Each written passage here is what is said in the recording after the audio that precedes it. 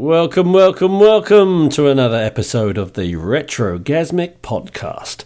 I'm your host, Dee Dee Deluxe. Thank you for tuning in. Today's show is dedicated to the astonishing and wonderful Bettie Page. I'm sure everybody listening knows who she is. Very few ladies have influenced modelling and style as much as she did, especially in the 1950s. Often referred to as the queen of the pinups, shoulder-length jet black hair, bright blue eyes, and just oozed class, whatever she was doing. She did everything from photography, club photos, amateur stuff, right the way through to some fairly saucy stuff later on, but kept a real classy kind of presentation throughout. An extraordinary lady, had a very tough life, went through some incredible hardships, and just astonishing. We are very, very lucky today. We are talking to Tori Rodriguez, who is a very highly regarded biographer of Bettie, has written 2 fantastic books about the lady, and also is the creator of Bettie Page Fitness, and also Ron Brem, who is Bettie's nephew. So we're going to hear firsthand about what she was like as a lady.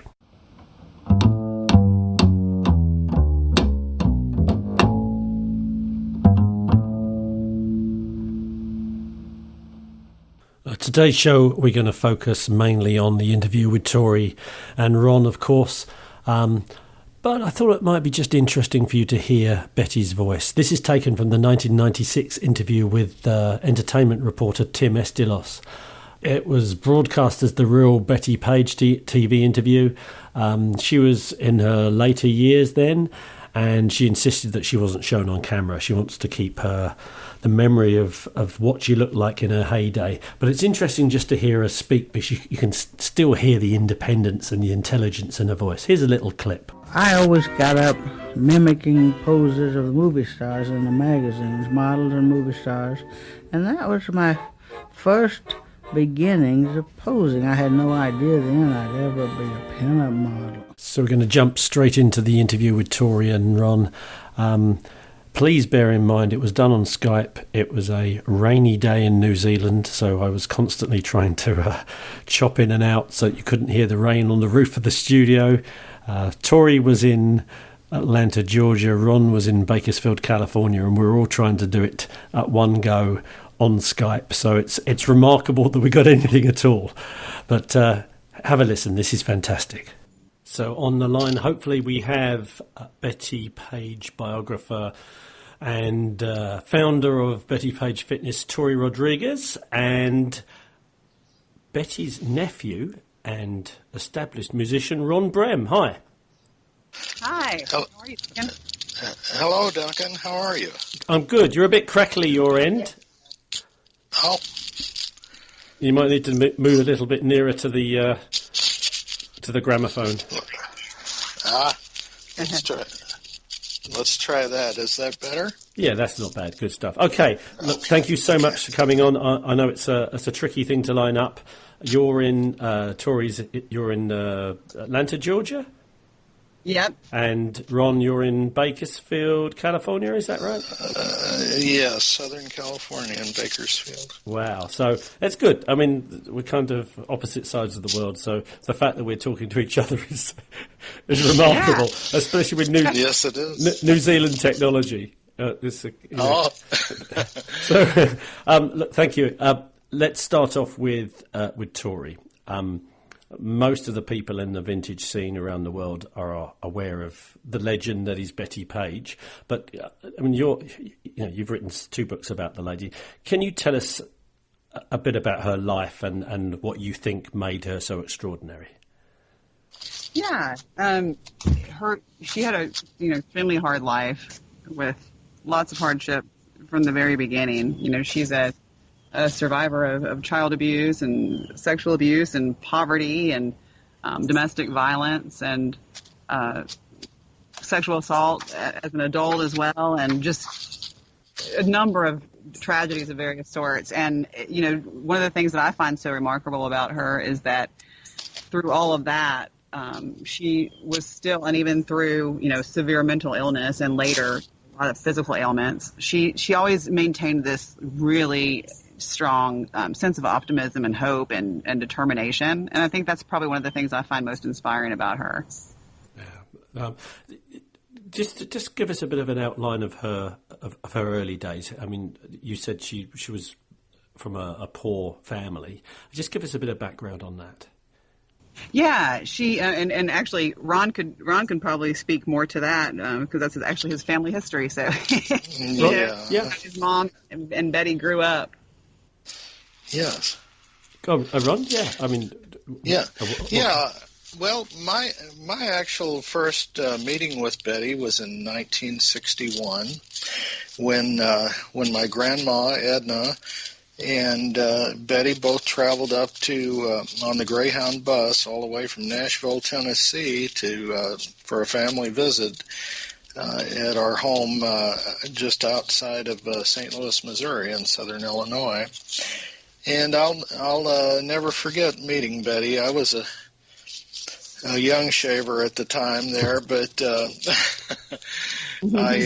I remember visiting the St. Louis Zoo and walking around the zoo there with my grandma and my Aunt Betty, and I remember Betty holding my hand the whole time, and just how nice she was, and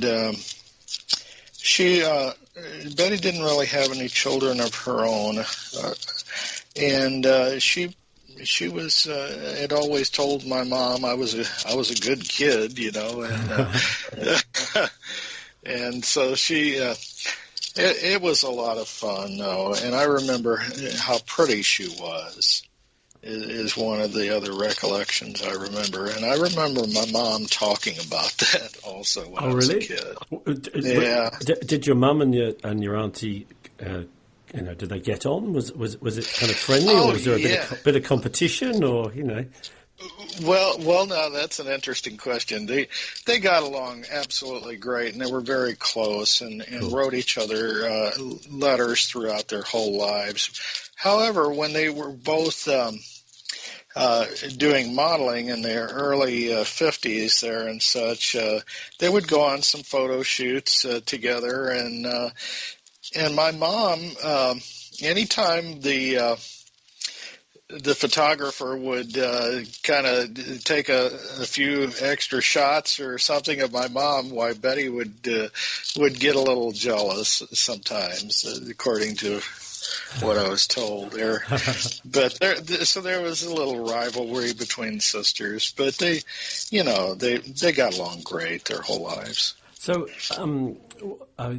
from a family member point of view, what I mean, you've said that she was very kind-hearted, absolutely, and lots of people have said that she was basically a class act, even though she'd been through, as Tori mentioned earlier, she'd been through some fairly unpleasant circumstances. She was a real class lady and seemed to keep optimism and positivity and always treated people how she'd want to be treated. But I mean, what else about her can you? I mean. I know you were young, so it's hard to process stuff. But I mean, what was it about her kind of her makeup or her personality that enabled her to be so resilient? Do you think? Well, oh my gosh, Betty was she was a very, very smart lady, as was my mom, I believe, and Betty just had a heart of gold, and she always managed to keep looking on the bright side, even in through all the bad things that had happened, which not only happened with Betty, but with my mom as well. And the entire family was quite poor when they were growing up, from what my mom had told me. And they had a really hard life, and spent some time in an orphanage and such when they were young girls, and and basically a lot of that was they really truly were a very poor family. And interestingly, it's where in that orphanage is where they practiced a lot of their modeling poses. Betty Oh, and really? Bill together. Yeah. They in an interview, Betty had said that they would play a game called Program where they would emulate poses that they would see in magazines and newspapers and things like that, and emulate a lot of the movie stars of the time and that sort of thing. So this would have, what era would this have been? Would this have been late 40s? So this would have actually been in the 30s. Okay, So probably early to mid 30s. Okay, so this is during the Great Depression then? Yeah, and so Betty, because she said that she, as she recalled it, she was about 10 when they were in the orphanage, and they were there for about a year, as she recalled, before their mom was able to, afford to take care of them again, and so she came and got them, and they resumed living with their family again at that point. Wow. When they were all growing up, all the children there, they all had interesting little nicknames for each other, and I remember my mom's nickname was Soup Bean, they called her, and of all things, Betty's nickname was Bean Pole. Wow. So, She came a long way from the beanpole days, didn't she? Yes, she certainly did. Wow. Yeah, absolutely. So even it just shows you, even back in probably one of the worst economic times of American modern history, I guess, the glamour of movies and actors and stars was still there and still permeated right the way through society, enough to affect kids basically on the breadline. Yes, absolutely. You're absolutely right, and you're also just making me realize how interesting that is. That throughout Betty's life, like, she was a super major movie buff and was really into the old films, and she had her favorite actors and actresses. Like, she loved Bette Davis, and she loved westerns, and so definitely entertainment was very, very important to Betty throughout her life. It's interesting you say that, because if you look at a lot of her work, her kind of poses and the way, if you like, she frames herself and presents herself, definitely has more of that golden age of Hollywood, almost as back to Garbo. It's got that kind of classy framing, as opposed to the 50s thing moving into the early 60s was much more kind of bubblegum and cheeky girl next door. But she somehow, even when she was doing the kind of the slightly saucier stuff, it was always super classy. And that must be such a... I mean, if I can ask you, Ron, and I know this is obviously a difficult thing, we're talking about a family member, but do you think it was her her great intelligence that allowed her to be able to do all these things that some women might feel was a bit prudish, and obviously people from a religious background might feel it was actually morally wrong, but she managed to do it in a way that was, I don't know, natural, does that make sense? Yes, yeah. Do you think it was her intelligence that allowed her to kind of justify that in her head? Because it must have been tough back then. Yeah, I think so, and I think the entire family had a wonderful sense of humor. One of the recollections I have at the family get-togethers would be everybody, as soon as they'd see each other, they'd all start telling each other all the new jokes they'd learned and such. And And I remember even my grandma Edna would chime in on that. And Betty, a lot of the things Betty looked at is she was acting, and she would always look at the camera and kind of pretend the camera was her boyfriend, kind of, and that was one of the things that I remember talking about. Mm-hmm. Yeah, she just needed to have she really, and I think that's clearly one of the things that does kind of make her an anomaly too, is that she really seemed to have this complete lack of shame around nudity, which, we'd be great if we could all lose that. But, she had this like lack of shame around nudity, and she also seemed to have a really strong sense of justice, like just naturally, Yep. And so I think those two things combined to be like, there's nothing wrong with this. I'm not going to be ashamed of it. And, I'm going to enjoy it. And then, there's the famous story of when she was at an outdoor photo shoot at a farm, and she and the camera club guys got arrested, and Betty got charged with indecent exposure, and she made such a ruckus in the courtroom that the judge dropped the charge to disorderly conduct. But Betty famously said, "I'm not indecent. I won't plead guilty." Right. Wow. Right. Good for her. Yeah, and this was, of course, I in the agree. 50s. My God, so here we are, nearly 70 years later, and now fighting, nipple censorship on social media and stuff. And Absolutely. Yeah. No, it's so much changes and so little changes.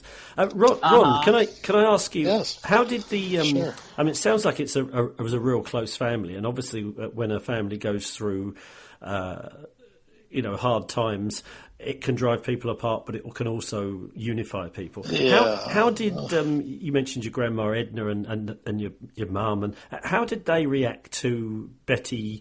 Especially as she started getting better known, because people would have known, oh, you're the sister or you're the mother of that girl that that's posing nude. Must have been a bit tricky with them. Well, I'll be quite honest with you. It was an interesting thing. The whole time I was growing up, my family kept just I knew they were both models, and I knew that Betty had done an extensive amount of modeling. But I didn't know what kind of modeling. They kept all of that a secret from me until I was 19 years old. And wow, how? Well, now there were some hints and clues throughout my life growing up to that point. There really were. I've got a lot of stories about that, actually. but one day my mom goes up in our attic at the house I grew up in, and all of a sudden she comes down with this huge box, big cardboard box full of all these old magazines and things that she had kept over the years, and showed those to me, and then the light bulb came on as to just to what extent Betty's career as a model had been, and what type of modeling she had done, and it was a real eye-opening experience for me. If you were 19, surely before then there must have been. There were. Guys. If there's a pretty woman and there's a picture of a pretty woman, especially if she's in a bikini or whatever, that kind of stuff is shared about. There must have been something when you were a teenager. Someone said, "Hey, isn't that your auntie?" Didn't that occur? Well, to be honest, that didn't ever happen. But there was one time. I knew my mom took an awful lot of photographs when I was a kid, and there were just a lot of. I was always standing around either with my finger on the shutter, shooting pictures, or holding flash bulbs or something. My mom was really, really into photography, and but. There was another time in 1970 when my mom and I had rode the Greyhound bus down to Nashville, Tennessee for a family visit. And we were at my Uncle Jack's house. And my Uncle Jack had a speedboat. And we all went out to the local lake there and with Betty and myself and my mom and my Uncle Jack and his wife, and we all went out and tried to learn how to water ski, which was quite funny in itself at the time. And but Betty was wearing a bikini that day, as well as my mom, and And I remember Betty acting a little bit. She was a little upset in some ways, and I remember just overhearing a conversation between my mom and Betty, and my mom telling Betty, "Oh, he doesn't know anything about that," you know. Yeah. Okay. So she was worried about being in a bikini in front of you. Yes, absolutely. Wow, that's such a kind of a. Mm-hmm. I mean, compared to what she did for a living, but she's still concerned about protecting you. Apparently, That's And that's wow. pretty congruent with what else we know about her, which is that if you ever, there are just a handful of pictures of her in her life, like candid pictures, from the Right. 50s. Yeah. And when you see those pictures, it's very surprising how modestly she would dress. I mean, sometimes there are others where she was dressed up for some special occasion, and she's wearing some really sexy dress. But I mean, if she was out and about, like on a day trip or something, she would be covered from neck to toe. She'd be wearing long sleeve shirts, baggy pants. Yeah. And, Oh yeah. Yeah. So given a choice, she was basically quite a modern, a modest kind of retiring kind of personality. Yeah, I would say that's a fair. I mean, that's what it seems. I mean, like it was really like when she came to work and turned it on. Always the one, she enjoyed every second of it and felt really, really comfortable with it. And then, that's one of the things, people love the paradoxical nature of Betty, Do you think it was a cathartic thing for her? Do you think it was a way of her kind of, because she was obviously a very smart lady, and you mentioned her sense of justice. Mm-hmm. Do you think that the kind of the societal, you're a woman, you've got to do this, you've got to dress like this, you've got to behave like this, especially back in those days. Do you think that was her way of kind of bucking the system, expressing her dissatisfaction with society, if you like? That's a good point. It very well could have been part of the motivation. But on the other hand, and I will add also that that was a theme for her, of course, is doing things that women weren't doing in her age. Yeah. Like she was one of the very few women, in her era that even graduated from college, and she moved to New York City and supported herself. She lived by herself in New York City, had her own apartment, all that stuff. But so that's, I'm sure, that's just part of that kind of continuation of that theme, but also it's funny because a lot of people have said, like Mark Morey, who did the Bettie Page Reveals All documentary, he's said before that, almost like, and other people have said this too, like what you see is what you get. Like, we like to assign a lot of complexity to Betty's thought processes and motivations and stuff, but it's more likely that she was just being herself without a whole lot of analysis about why. You know what I mean? Yeah, she was extremely authentic and very, very real. Yeah. I mean, throughout. I mean, she's obviously a very driven lady and didn't let the bumps in the road of life kind of slow her down, which is, I mean, it's admirable. Yeah. Along the way, was there any kind of did she have a long-term partner or anyone special, or was she kind of so focused on what she did that she was a bit of a loner? She was married, and she was, from what I gather, and Ron, let me know if you agree. I mean, she definitely, and in general, she was a bit of a loner, or a lot of a loner. Yeah, and I think wasn't your mom pretty much of a loner? Yes, yes, absolutely, yeah. But Betty was married 4 times to 3 men. Right. So she married one twice. Married the first one. Yeah, kind of her. Yeah, one of her high school childhood. Yeah, that's true. She married him twice. Because I guess the same, especially early on, to be married to someone with that career. I mean, that's a testament to those guys, and they would have had to have been pretty open-minded and very supportive, I'm guessing. Yeah, well, interestingly, I think she may have kept it. May have kind of kept it a secret, at least from I know her last husband, Harry Lear, who who she always remained very fond of, and who really was a wonderful person from what I can tell. And, if you read our book, Bettie Page, The Lost Years, it's clear how he really went out of his way to take care of Betty. Even after they divorced, he allowed her that's cool. to live, or after, I don't know if they were officially divorced at that time. I think they were, but he allowed her to continue to live in a guest room in his house, and made sure that she was, looked after and everything. And that's cool. But but I know he talks about in the documentary. He talks about how when they I forget exactly. Oh, she told him she had been a model, but that she had never posed nude. So, So I'm assuming this is pre-internet. Yep. Yes. Exactly. Oh, yeah. That would. There's no secrets now, are there? No.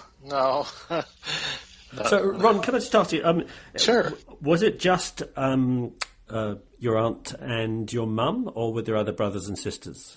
Oh, there were other brothers and sisters. There were three brothers, Jimmy, Billy, and my Uncle Jack. And there were three girls, Betty and Goldie, my mom, and also Joyce. And were they all kind of super smart and independent? And do they all? Do you think it's a family trait? This kind of driving resilience. I would say so. Yeah, I would say that.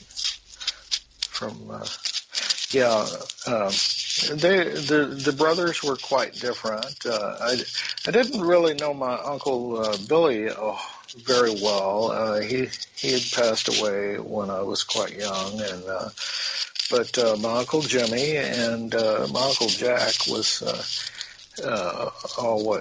always very good to me. And they were cool with Betty? Oh yeah. Jack and Betty got along great their whole lives. Jack helped Betty out quite extensively later in life, and he kind of always helped look after her some at times. Yeah, she's out in the book in the Lost Years. She tells Goldie, she mentioned something Jack had done for her, and she said he's the best brother a girl could ask for. Yeah, that's great. So later on in life, you mentioned that she suffered a bit from her health. Can you just give us a bit of insight into that? Yeah, and when she was married to Harry Lear, she started, and just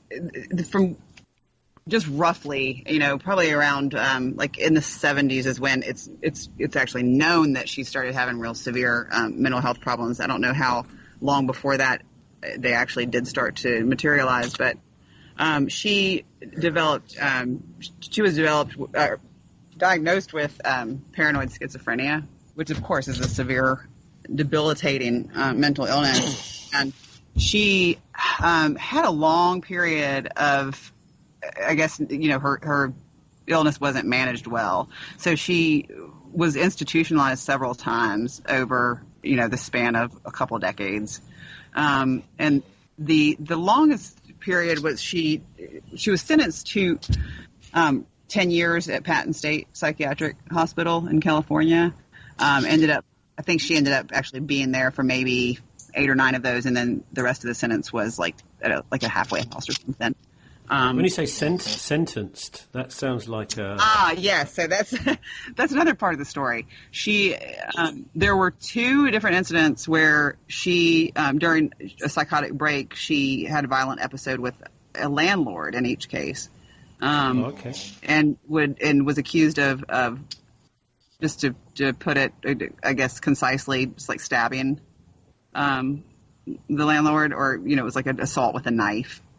Right. And in both cases, like, they survived, but so the first time she was sentenced to like some months at Patton State for the first incident, and then not very long after she got out, she had the second incident, and that's when she was found not guilty by reason of insanity, but was sentenced to Patton State for like a roughly 10-year sentence.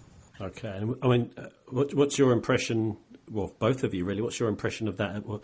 Could she have been better looked after, or was it more of a just put her somewhere to keep her safe kind of thing? Because I mean, those kind of situations must be so tricky to handle. Yeah, I would imagine so. Yeah, I don't have a strong feel just from what I know, and I mean, of course, there's lots we don't know, but just from what I know, I don't. And Ron, let me know what you think. I don't have a strong I don't have a strong sense of like that wasn't fair. They shouldn't have done that. You know, it seems like she probably was involved in both of these incidents. I don't know if it was to the extent that she was being involved, but I do think. I mean, she was very severely mentally ill and did have some terrible times with that until fortunately later in life it's clear that her mental illness was better managed and she was able to have some long-term stability and even some happiness and develop some friendships and things like that. So that's the right spot. But I do think that it's kind of like like you said, Duncan, it's tricky, how to handle situations. Yeah, absolutely. Yeah, for sure. I mean, you wonder if it would have been better managed early on, whether those incidents would ever even have happened. Right. Because her previous history, the last thing she sounds is violent, Right. And then the opposite. And unfortunately, of course, I mean, we know, like even now, like how hard it would be for anyone to just admit, like, oh, I'm schizophrenic, Yes. Yeah. And so, or even be aware of it if you're actually starting to suffer from something. There was the awareness that there's actually something wrong must be very hard. Oh, absolutely. Yeah. And you'll see that in the book. Like I point that out in the book of how it's clear, how strong like the lack of awareness and the stigma were. She never mentions. Right.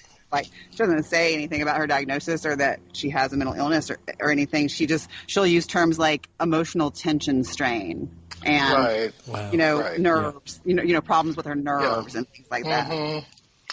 Yeah, and that's how my mom would refer to that as well, to be honest. Yeah, I think that was just probably the way it was spoken about back then. In general. Absolutely. I think that was a cultural thing rather than your family being protective. I think that's just even now there's a lack of understanding of mental illness, which affects so many people. Definitely. Absolutely. Just on a side note, and I'm not trying to relate the two things, but I believe she became quite religious later on in life as well. Yeah, that actually happened in the early 60s, actually. She attended a Bible college, and I remember one of the postcards was from one of the Bible colleges there. It was from the Billy Graham, Billy Graham Center or something like that. Mm-hmm. Okay. Yeah. And so was this before she had the mental illness, or was it before it manifested itself? Yeah, that's the thing that's tricky. It's definitely before she was institutionalized during those times I mentioned. It was well before that, but it's hard to know. I mean, she did say that sometime during that period where she was going back to school and getting, she was in like Bible school, Bible college. She did talk about having hallucinations there. Yeah, there were signs of things like that happening early in the 60s, as I recall. Okay. Mm-hmm. Mm-hmm. So Duncan, like you're saying, it would be great if she had been able to have some effective intervention at that time and not, absolutely possibly cut it off. Yeah, I was just wondering what her support group was like, because I'm not a religious person by any means, but I do understand that one of the attractions of any religious kind of involvement is that you have some mentorship and you have a community. Right. And I just wondered if there was something going on that was drifting downhill. Yeah. There were people around her at the time to support that. Right. It was just. And the structure, just the appeal of that. Yes. Like, oh, I'll have something to plug myself into and hopefully get things feeling like I have things under control. So, if people want to kind of go into this remarkable lady's life more, just tell us briefly about, first of all, the two books you've got, just so people know where they can get hold of them, where they can download them, where they can get hard copies, etc. Yeah, well, both books are available, like pretty much wherever books are sold. So like Amazon or online bookstores like Barnes and Noble or in brick and mortar bookstores, and Target and Walmart and those kinds of things here in the U.S. Yep. But the first book it came out in May of last year. It's called The Little Book of Betty, and that's sort of a fun pinup lifestyle guide that's inspired by Betty and tells her backstory and includes lots of fun photos and facts about Betty, and then it has lots of pinup hair and makeup tutorials and pinup fashion and even some like do-it-yourself pinup accessories, because that was a big thing. Betty was like all about do-it-yourself, crafts and clothing. And didn't Betty and your mum used to make their own clothes? Right? Yes, absolutely, they did. Yeah, they both were very good at sewing, and my mom actually even taught me how to sew when I was a little fellow there. That's awesome. Absolutely. Yeah, absolutely. But yeah, my mom later, aside from doing modeling, she was also a burlesque dancer, and Cool. She would sew her own costumes for that. And as a matter of fact, I have a trunk full of them that she had kept over all the years. And they both and on some of the early photo shoots and such, they would trade costumes back and forth. There's a very well-known red polka dot bikini that you'll see Betty in quite often. Yes. And I have several pictures of my mom wearing that same one. And so they were the same size? Close enough, apparently, to swap bikini. Sorry, Tori, I kind of got sidetracked. This is all so fascinating. So, so just tell us about the second book as well.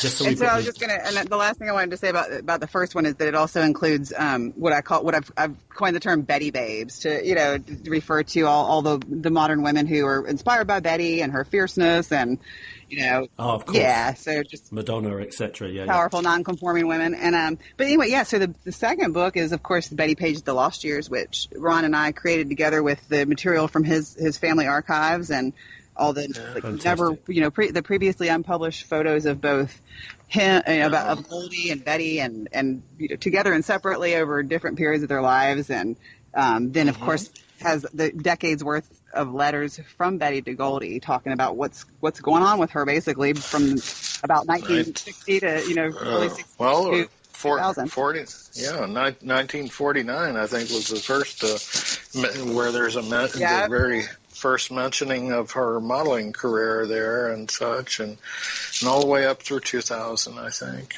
Fantastic, absolutely fantastic. So, Ron, you're a musician. Yes, sir. Continuing with the indefatigable attitude of the family, you've got the single hardest career in the world.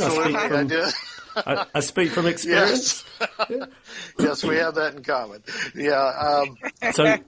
So you've got the Bettie Page band, I believe. That's in the works right now. The Bettie Page band is in the works. I've grown.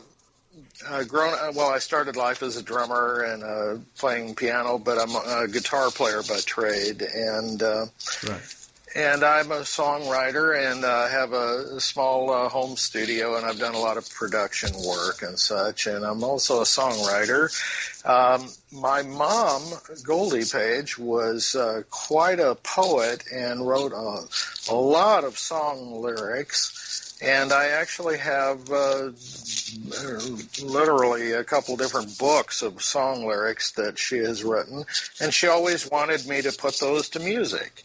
And so right now I'm working on tracking a lot of those songs, and hopefully will be released pretty soon. And that's fantastic. Well, let us know, and we'll play some of it on the show. That sounds great. Wonderful. I would love that. So, and before we wrap up, guys, because I could talk to you all day. Same here. I'm sure the guys would love it. But Tori, I know one other thing. The Bettie Page Fitness. Just quickly tell everybody about that. Yeah, so it's Bettie Page Fitness offers body positive fitness with a pinup twist. So it's workouts that are workout videos that are inspired by Betty's modeling poses, which are very fitnessy, and some of them are yoga poses. And so I strung those together into workouts, and We also have Bettie Page yoga mats and all kinds of feel good fitness stuff that's all inspired by Betty and pack. Do you have we've mentioned so much stuff today, and people listening on the train, is there a single website where people can go to just so they can go on? Yeah, they can go, if they go to BettyPageFitness.com, they can find those products, but also they can find both of the books. And if they order The Lost Years through that site, then it'll be autographed by both Ron and me. So. Oh, that's fantastic. So BettyPageFitness.com. Yep. Thank you so much for talking to us, guys. It's been absolutely fascinating and an honour to have you both on the show. And Ron, we will definitely stay in touch. If you need any harmonica on that new album, give me a shout. Okay, that's great, Duncan. It's been a real pleasure. All right, thank you so much, guys. Thanks so much for having us on. Appreciate it. Yes, thank you. Okay, bye-bye. Bye.